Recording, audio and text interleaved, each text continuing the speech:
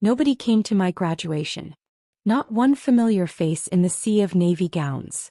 My name echoed across the stadium, and the reserved for family row stayed empty, sunlight glinting off cold metal chairs.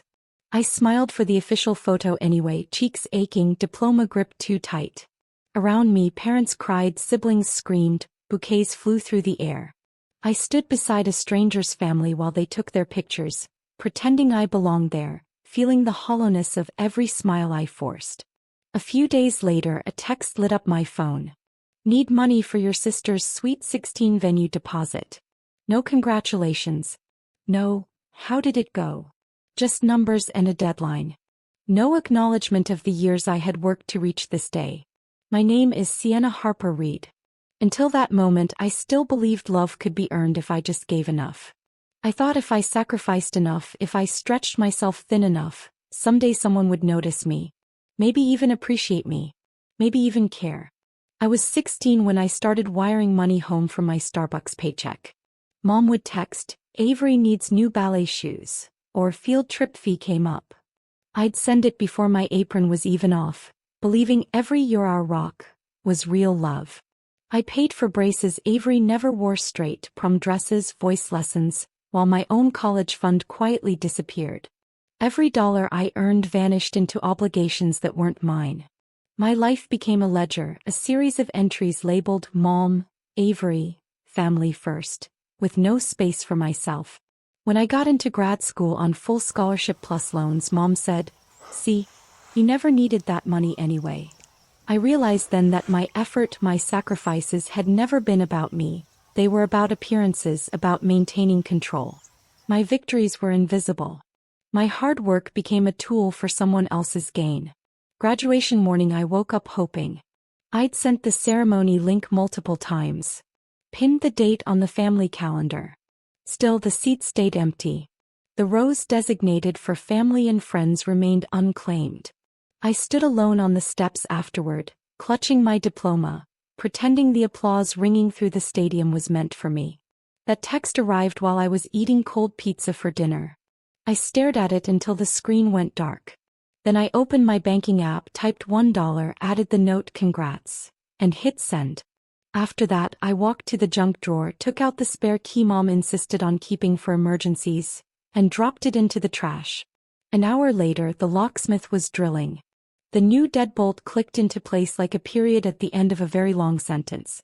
I finally felt a weight lift, one that had been pressing down on me for years. It wasn't just about money or control. It was about reclaiming my life. The next morning, my apartment was quiet in a way it had never been. No spare key under the mat. No surprise visits. Just sunlight on the floor and coffee that tasted like mine.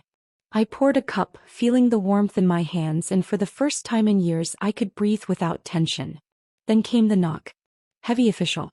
Through the peephole, police officers. "Miss Reed? Your mother called. She's worried you might harm yourself. May we come in?" I opened the door. The place was spotless. Diploma on the wall, laptop open to job applications, coffee still warm. The taller officer looked around and almost smiled. "You look pretty okay to me, ma'am." They asked gentle questions, filed no concern, and left. One said, "Sometimes when people finally lock their own door, someone else calls it a crisis. Happens all the time." I smiled faintly. That was it, an ironic little confirmation. By taking control, I had prompted panic. By asserting my boundaries, I was seen as fragile. I understood in that moment that protecting yourself often looks aggressive to those who depend on your submission. That night, I stopped pretending I didn't know what was coming. I pulled every old statement, every transfer to Mom labeled for Avery's expenses, every cash transfer. Then I found the new accounts, credit cards, car loans, store cards, all opened in my name while I was buried in grad school.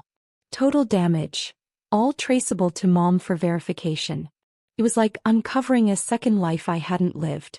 Every month of my labor had been siphoned away into obligations I never agreed to, into debts I never incurred willingly. I filed the fraud reports before sunrise. Identity theft. Forged signatures.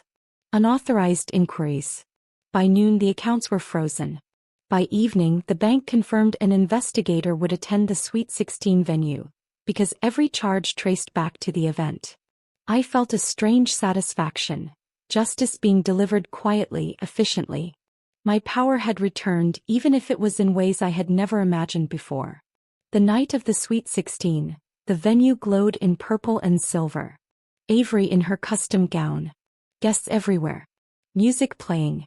Lights reflecting off every surface. It should have been magical, but I watched from the edge of the room, knowing the quiet reckoning was about to unfold. At a precise moment, police officers walked in. No sirens, just quiet authority. A bank representative followed with a thick folder. "Good evening. We're here to document fraudulent charges tied to this event." The accounts were opened using the identity of Sienna Harper Reed without her consent. The music stopped. Phones rose. Mom's face went white beneath the ballroom lights. Avery whispered, "Mom, what did you do?" Silence filled the space, the kind that makes people realize consequences aren't theoretical, they're immediate. Someone live-streamed a few seconds before the feed cut. The clip went viral overnight. Mom tried calling repeatedly. Dad called once. I didn't answer.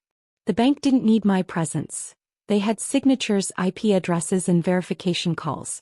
I watched as the consequences of their choices unfolded in real time. Every lie, every manipulation, every moment they had tried to claim my resources was exposed quietly but decisively. A few days later, an email arrived. Fraud investigation resolved. Mom acknowledged the unauthorized use and agreed to repay everything in full. No apology. No explanation. Just the truth in black and white. The emptiness in their contrition reflected the emptiness they had shown me for years. Word spread fast in the neighborhood. Avery deleted every trace of the party. Dad faced quiet scrutiny at work. Mom stopped posting altogether. My life, finally, could exist without their interference. I froze my credit, closed every tainted account, and hung 3 things side by side on my wall. My master's diploma, the locksmith receipt, and the bank's final resolution letter. Proof I finished something. Proof I protected something. Proof I finally chose me. Some nights I sit on my tiny balcony with tea and watch the city lights flicker below. The air smells like rain and freedom. The locks haven't turned for anyone but me since the day I changed them. I reflect on the years I spent giving, hoping, and sacrificing for love that was transactional.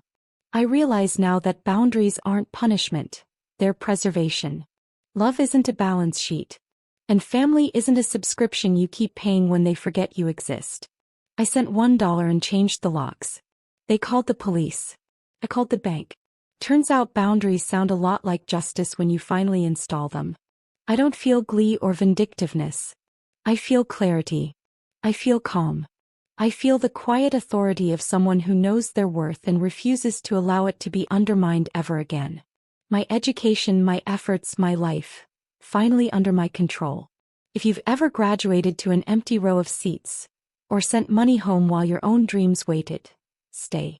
The next story might feel uncomfortably familiar. Hit subscribe. We drop new ones twice a day. And we never raise our voice.